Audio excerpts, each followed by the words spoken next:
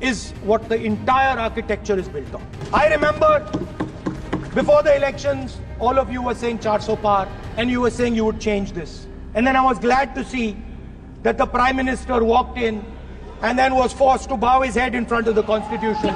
It was a moment of pride for all Congress people that we had explained to the Prime Minister and to the whole country that no force will dare touch this. Yeah.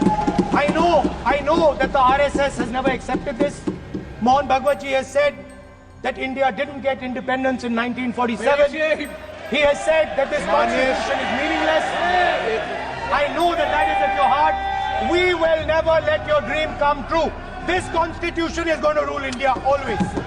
The data that was used to make this phone, the data that is used to make electric cars, the data that is used to make basically all electronics on the planet today is owned by China. The Prime Minister has denied it. The army has disagreed with the Prime Minister that China is sitting on 4,000 square kilometers of our land, of our territory. When we talk to the United States, we would not send our foreign minister to invite our Prime Minister to his coronation. We would not send him 3 or 4 times, please invite our Prime Minister. Because if we had a production system and if we were working on these technologies, the American president would come here and invite the Prime Minister. It's okay. I've apologized. I've apologized for disturbing your peace of mind. I'm sorry. Apologize for lying to the House.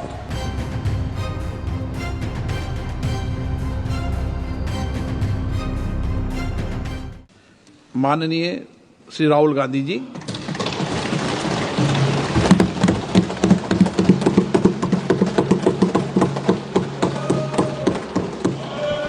Thank you, Speaker Sir, for allowing me to speak on the President's address.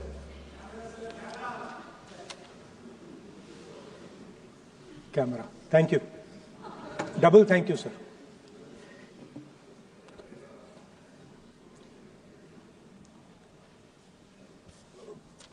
I heard the President's address. I sat there with Kharge ji and I listened to it.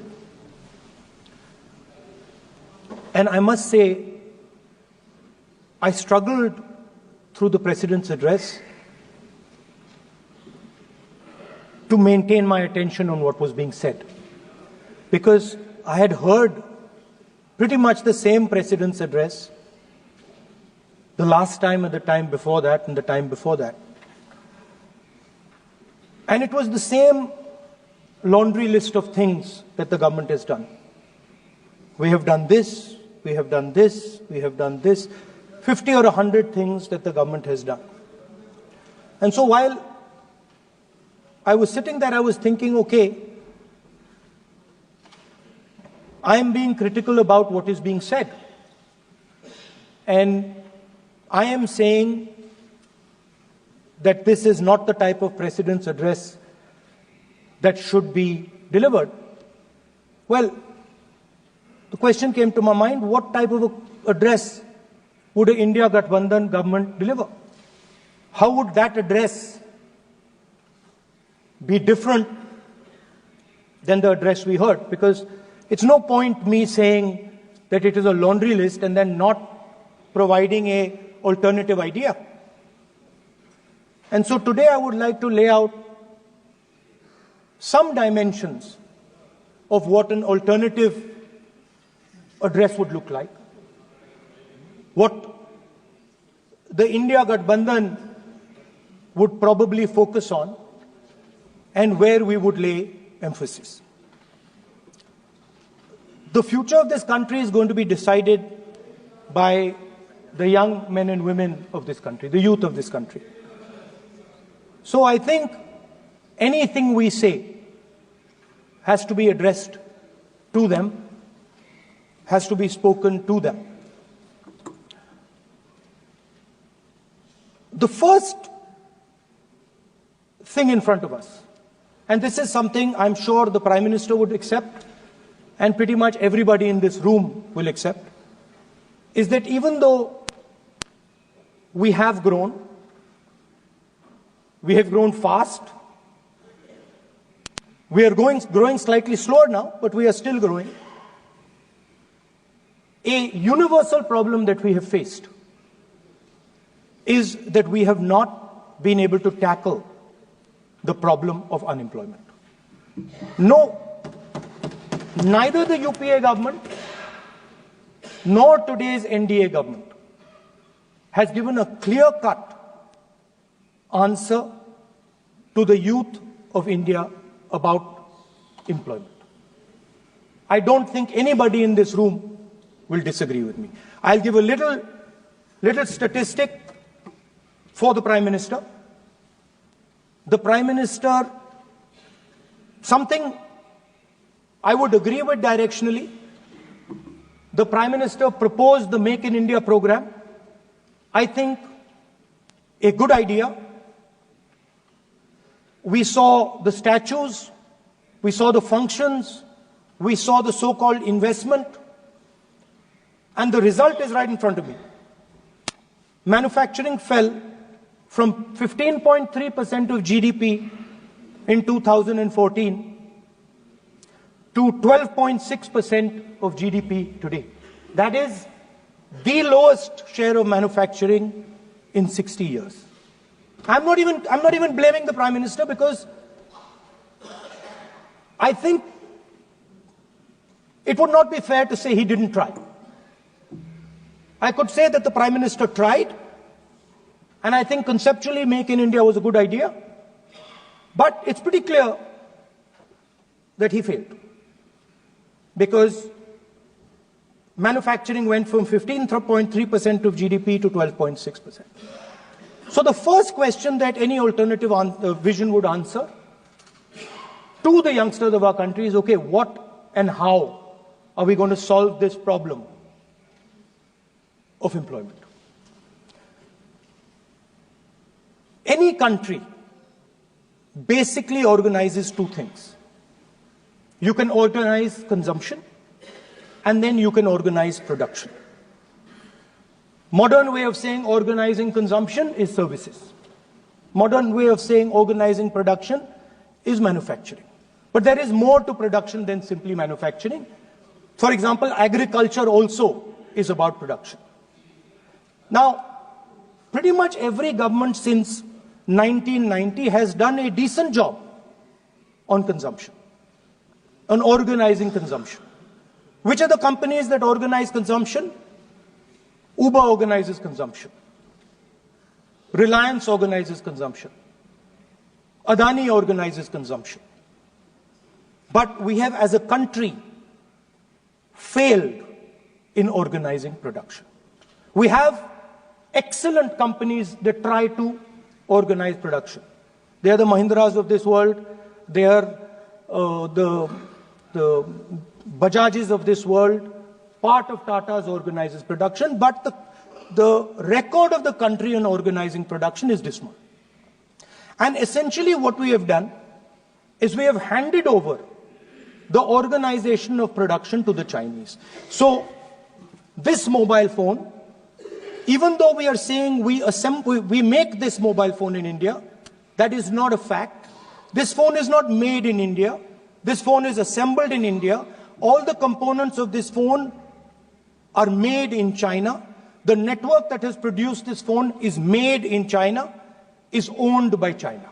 So every time we use a phone, every time we wear a Chinese shirt, a Bangladeshi shirt, every time we wear a pair of Chinese sneakers, we are paying a tax to China.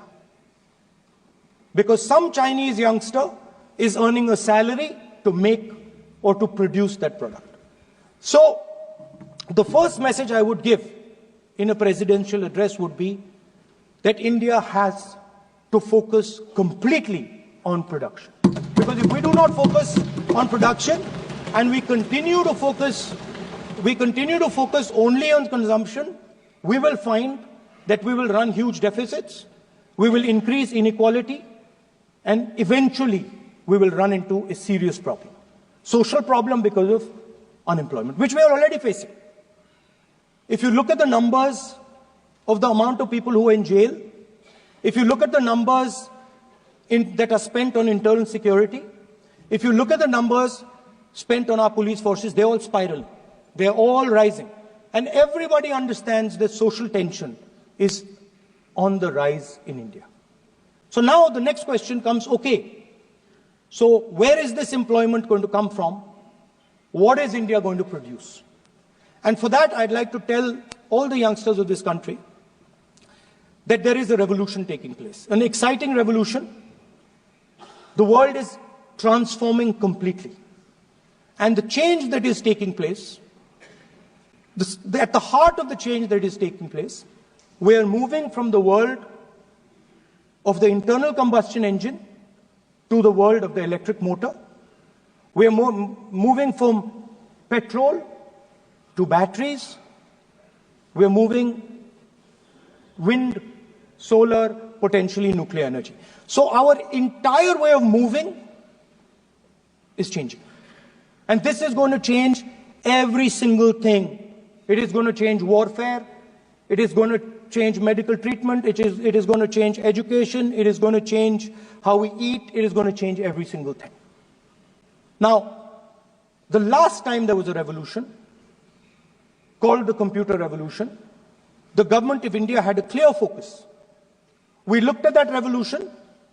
It was a Congress government. We looked at the revolution and we decided clearly that we are going to focus on the development of software. And we rode the wave of that revolution. And today you can see the result. I remember people laughing.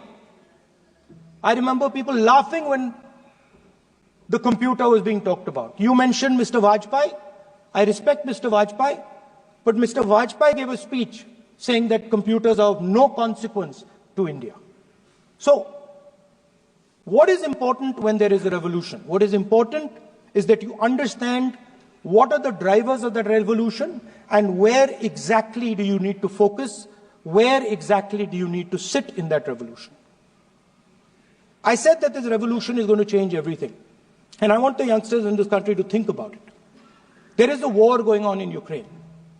The war in Ukraine is actually a war between the internal combustion engine and the motor, the electric motor. The electric motor is inside the drone, the engine is inside the tank. And if you look at what is going on in Ukraine, the tanks are dying by the thousands. And small little drones with electric motors, small batteries, not much bigger than that, are destroying the entire tank, artillery infrastructure of both Ukraine and Russia. So the drone is the electric motor. The drone is the battery. The drone also needs to see. So the drone is a camera. In the same way, electric cars, the electric car is a motor. The electric car is batteries. The electric car is cameras.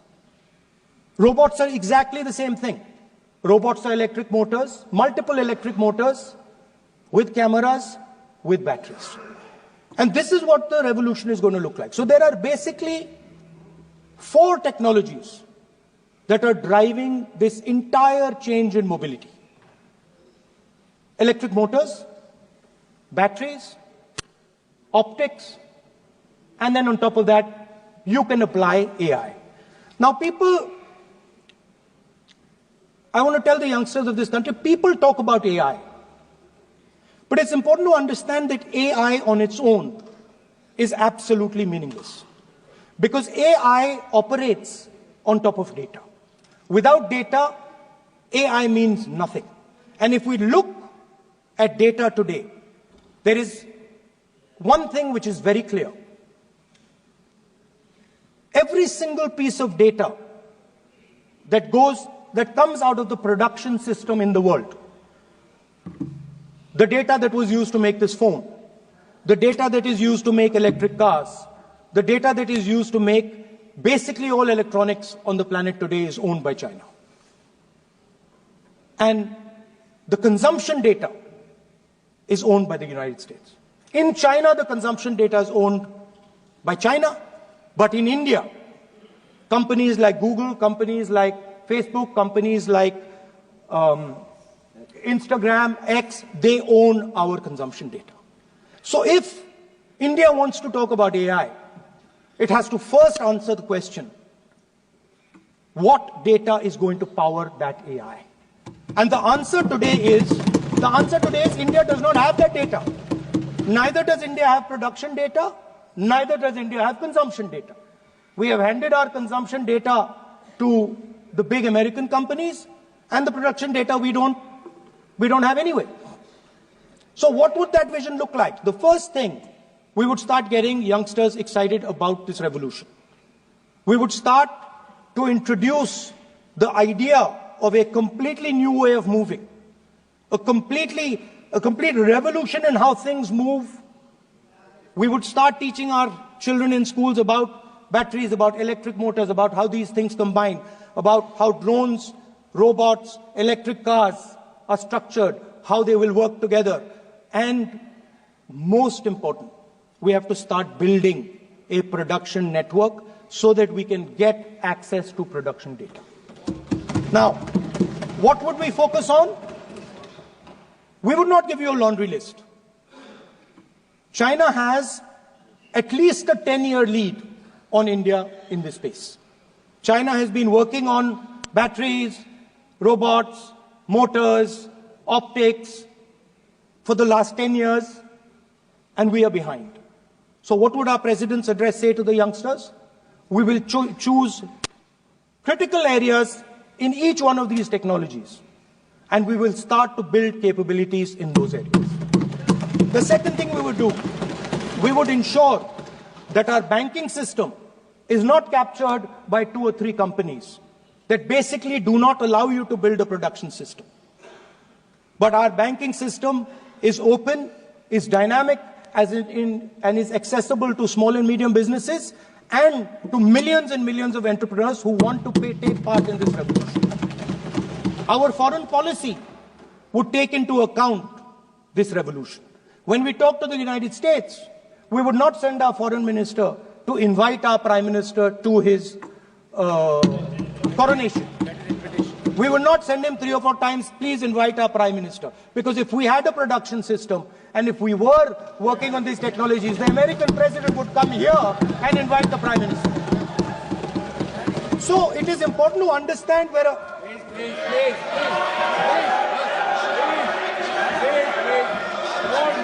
Without foreign policy.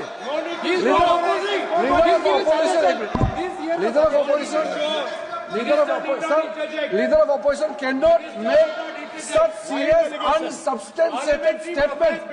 This is related to the relation between 2 countries, and he is making an unverified statement about invitation of the Prime Minister of our country. Is matter of our dignity. How can you make such kind of statement? He is leader of opposition, sir. He should be responsible in making such statement. Sir, LOP is giving us very positive suggestions. Why they are worried, sir? For the country, he is giving. Leader of opposition has the information from any official source. He must inform the House. If leader of opposition has the information, please inform the House. Okay. Who has told you that foreign ministers visited for the purpose which you have mentioned? You must specify it. So, I'm sorry that disturbed you, that question. I apologize for disturbing your peace of mind. It's okay. I've apologized. I've apologized for disturbing your peace of mind. I'm sorry. Apologize for lying to the House. ऐसा नहीं होता है. तो serious होना चाहिए leader of opposition को. कम से कम देश के मामले में तो एक हो. देश के मामले में तो एक वॉइस से बोलना चाहिए. ये गलत बात है. ये ठीक नहीं है. लीडर ऑफ अपोजिशन को इस तरह का बयानबाजी नहीं करना चाहिए. ये गंभीर विषय पर चर्चा चल रही है. So we would start by telling our young men and women that they have to be at the forefront of this revolution. We cannot afford that the Chinese are at the forefront of this revolution. Number 1. Number 2, we would ensure that the absolute best experts on these technologies would talk to our students, would talk to our youngsters and guide them on what a future, on what these future technologies are going to do. We would make them partners in this revolution. Now, we talk about defense. And today, we have the Chinese. And the Prime Minister has denied it. And the army has contradicted the Prime Minister. It's true. The Prime Minister has denied it. The Prime Minister has denied it. And the army has disagreed with the Prime Minister that China is sitting on 4,000 square kilometers of our land, of our territory.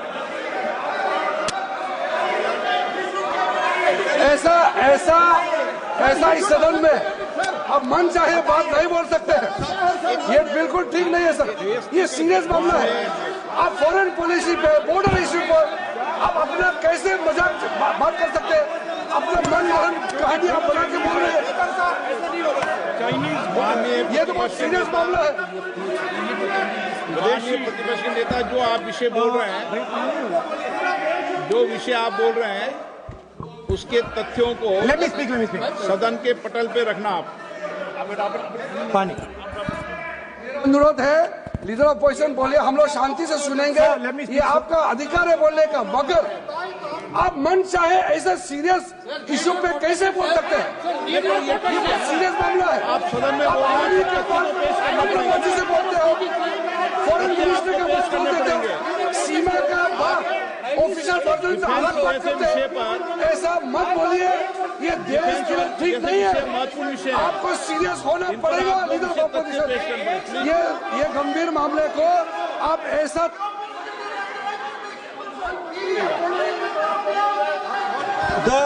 The Prime Minister has denied that Chinese forces are inside our territory, but for some reason, our army keeps talking to the Chinese about their entry into our territory, and our Chief of Army Staff has said that the Chinese are inside our territory. This is a fact. This is not invention, this is a fact.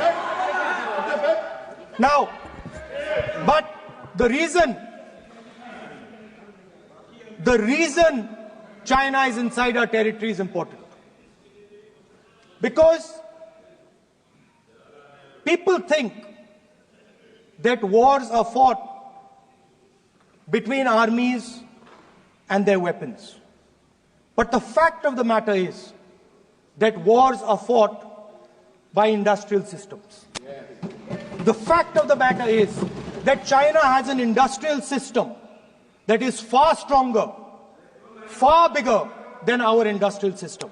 And that is why they have the guts to come inside this country. The reason China is sitting inside this country is because Make in India has failed. The reason China is sitting inside this country is because India is refusing to produce. And I am worried that India is going to give up this revolution to the Chinese once again.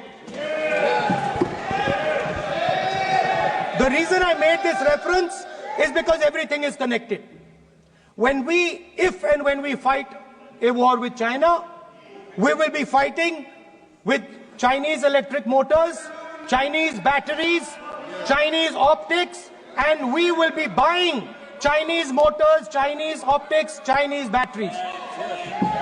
It is a non-sustainable proposition. That is why for our security, for the future of our children, for the future of our country, we have to build a production system, and we cannot allow this revolution to go by. Yes. Now, the next step, we have a strategic partner called the United States. The partnership should focus on how India and the United States can work together to take advantage of this revolution. That is what the conversation should be on. Please understand that India is as important as the United States for the simple reason that they cannot build an industrial system without us. They cannot build a production system without us. No matter what they say, the Americans simply cannot do what India can do because their cost structure is much, much, much more expensive than ours. We can build things that the Americans would never imagine. India can do that. So that would be the first part of a president's address. We would talk to the youngsters in India and say to them, we want you to be partners in this revolution. We want to change the Indian banking system so you can have access to it. And we believe in you, we trust in you, and we believe you can take on the Chinese. That's the first part. The second part would be about participation. We have done a caste census in Telangana. And what we have found is shocking. Almost 90% of Telangana is either Dalit, Adivasi, backward, or minority. Almost 90%. And I am convinced that that is the story across the country.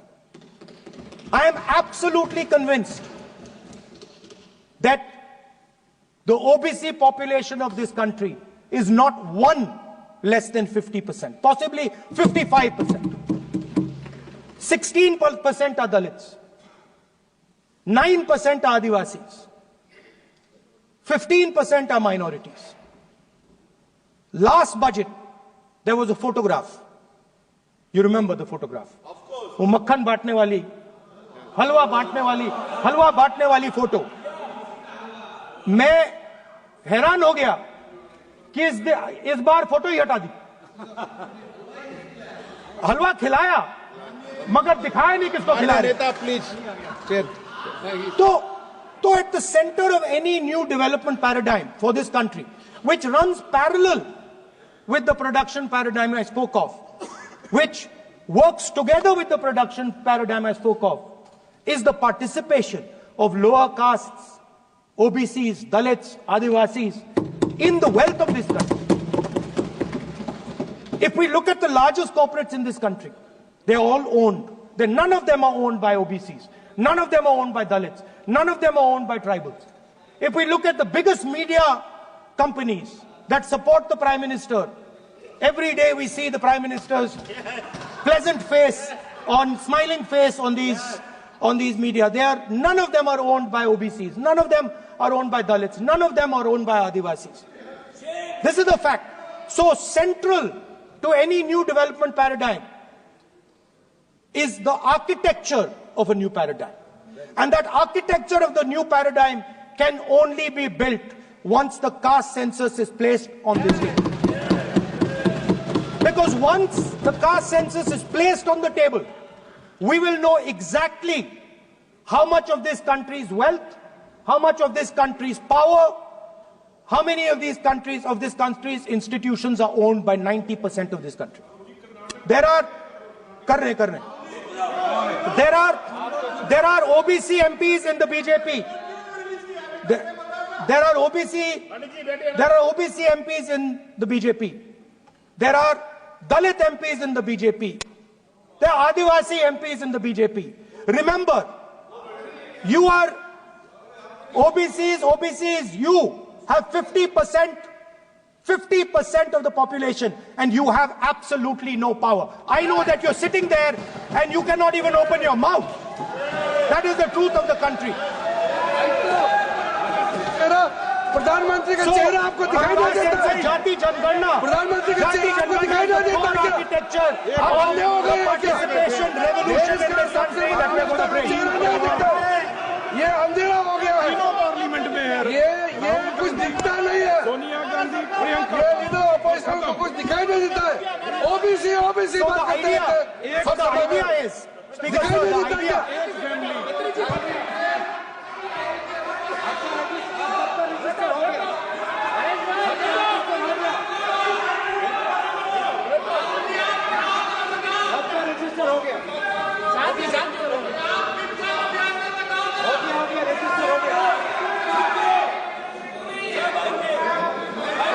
Speaker sir, so the idea is, on one side, allow India and the Indian youngsters to participate in the coming mobility revolution. Allow them to participate in building robots, in building drones, in building electronic items, in building EVs. And on the other side, running parallel.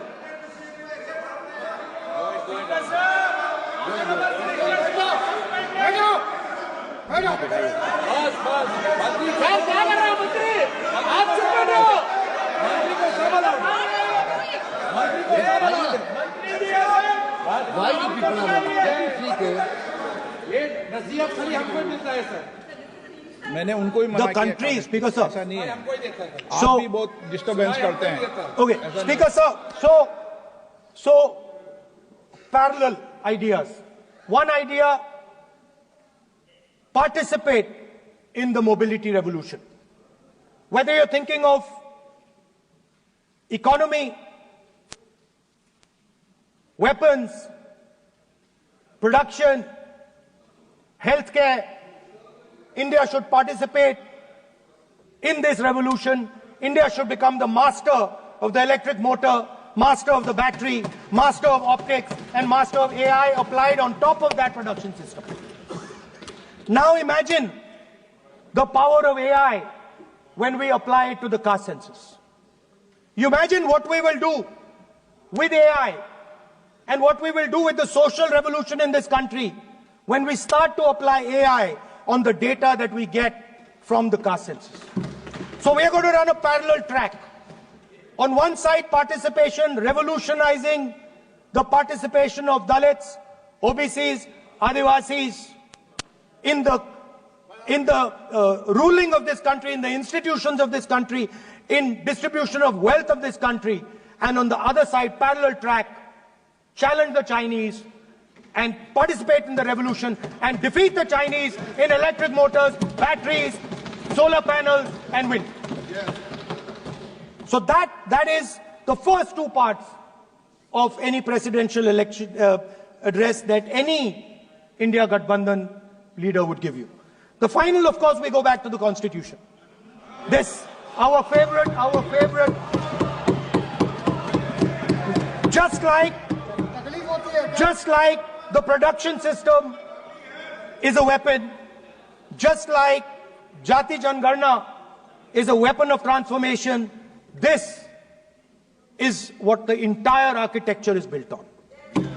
I remember before the elections, all of you were saying 400 par, and you were saying you would change this. And then I was glad to see that the Prime Minister walked in and then was forced to bow his head in front of the Constitution. It was a moment of pride for all Congress people that we had explained to the Prime Minister and to the whole country that no force will dare touch this. I know that the RSS has never accepted this. Mohan Bhagwatji has said that India didn't get independence in 1947. He has said that this constitution is meaningless. I know that that is at your heart. We will never let your dream come true. This constitution is going to rule India always. Now, एक minute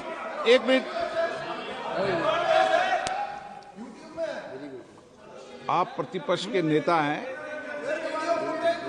मेरा आपसे आग्रह है कि जो विषय आप रखें वह तथ्यों पर आधार पर रखें, उचित होगा। मैंने आपको पहले भी कहा, और जो सदन के सदस्य नहीं हैं उनकी चर्चा न करें। बताता हूं सर, मोहन भागवत आप ने नियम प्रक्रियाओं की पालन करें, आपसे अपेक्षा। सर, मोहन भागवत जी ने स्टेटमेंट दिया। मोहन भागवत का statement Sir, one second. We will authenticate. Speaker, sir. We will authenticate. Speaker, sir, Mohan Bhagwat ji made a statement saying that India did not receive independence in 1947. It received independence when the Ram Mandir was inaugurated. We will place that on the table. Now, sir, I would like to mention one small thing, but very important thing. Speaker, sir, this constitution is supported by भाषा पे ध्यान दीजिए. this constitution is supported by the vote of our people. Without the secure vote of the Indian people, this constitution means nothing. Now I want to bring to the notice of this House some data, some information about the Maharashtra election. Very simple stuff. Speaker, sir, between the Lok Sabha election, which the India Alliance won, and the Vidhan Sabha election, the voting population of Himachal Pradesh was added to the voting roll of Maharashtra. Meaning the entire population of Himachal Pradesh was added to the voter rolls of Maharashtra. Please understand what I am saying. In Lok Sabha, the difference between Lok Sabha and Vidhan Sabha was the population of Himachal. The entire population. What? Almost 70 lakh new voters suddenly arrived between Lok Sabha and Vidhan Sabha. Now, the most interesting part, and the Prime Minister is not looking at me. The most interesting part, सुन रहा है. मजबूरी है. आप the तर्क most पे बात कर रहे interesting हैं. part, तर्क में सब सुनेंगे. तर्क पे बात करो. मुंह नीचे कर लिया suddenly. The most interesting part is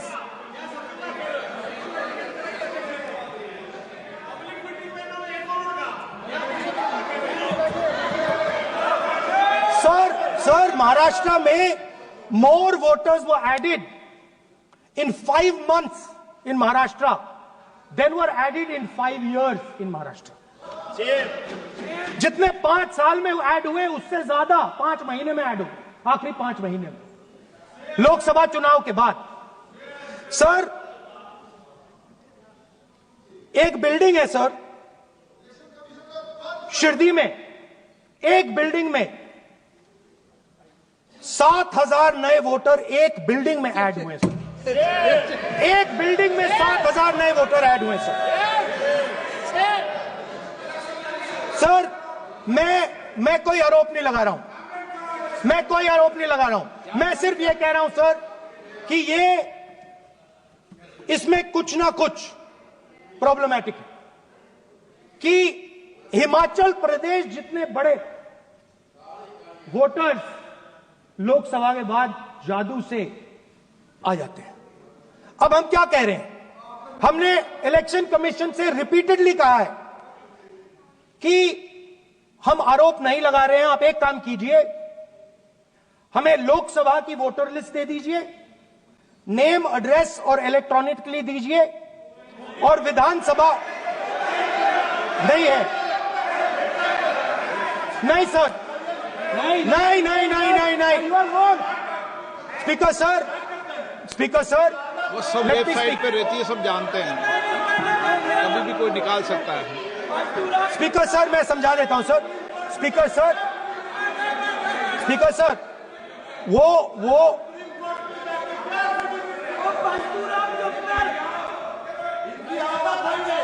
speaker sir, we have asked, Speaker sir,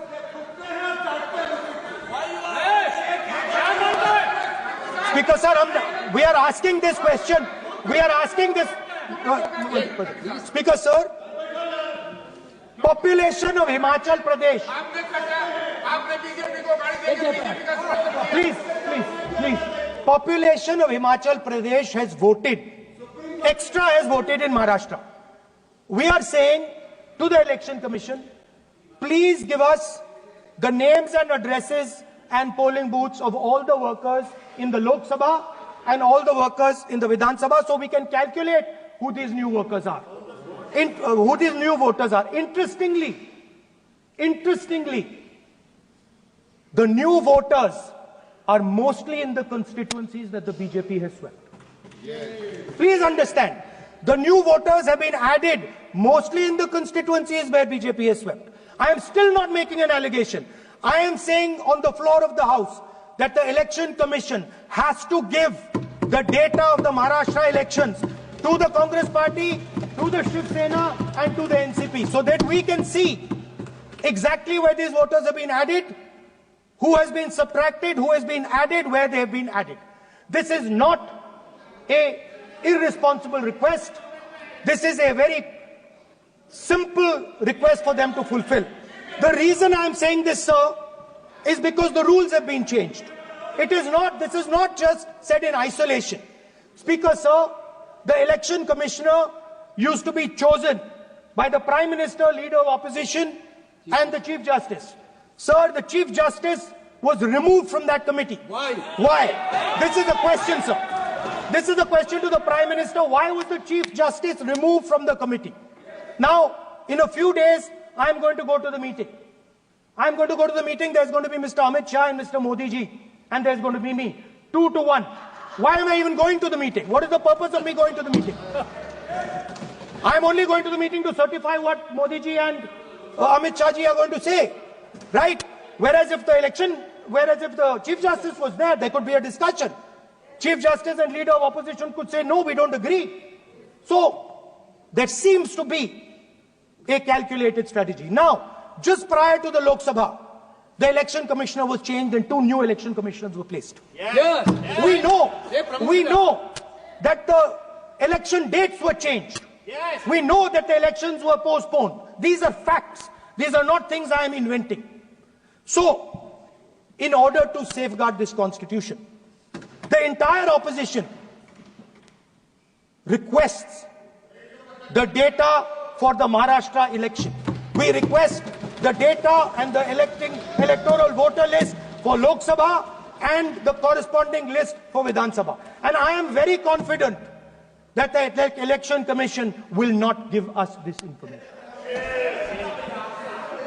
Speaker, sir, that is broadly. So the third element of our President's address would be a determined defense of India's institutions, of our democratic system, and a re-look at our entire democratic framework, and the looking again at all the institutions that have been taken away from the people of India. So those would be the type of things that we would say in a presidential address. I'd like to finally say one thing. In the last, थोड़ा बढ़ा देता हूँ. अब मैं थोड़ा और खींचूंगा. अब और खींचूंगा थोड़ा. अब और खींचूंगा. So in the last, there is a background, a philosophical background to what I am saying. Essentially, what I am saying to the youngsters of India and to this house is that instead of focusing on multiple things, instead of telling us a laundry list, give us a strategy, give us a vision, make it clear, right? Now, there is a philosophical basis to this. There is even a deep philosophical basis to this. I showed you the picture of Shivji, which you didn't allow me to show. I showed that picture for a reason. What does that picture tell us? If you look at that picture carefully, it tells us focus carefully. Do not get distracted. Do not look here and there. Do the job at hand. So there is a philosophical basis to the speech I have given. I have not told the House and the country that we will do this, and this.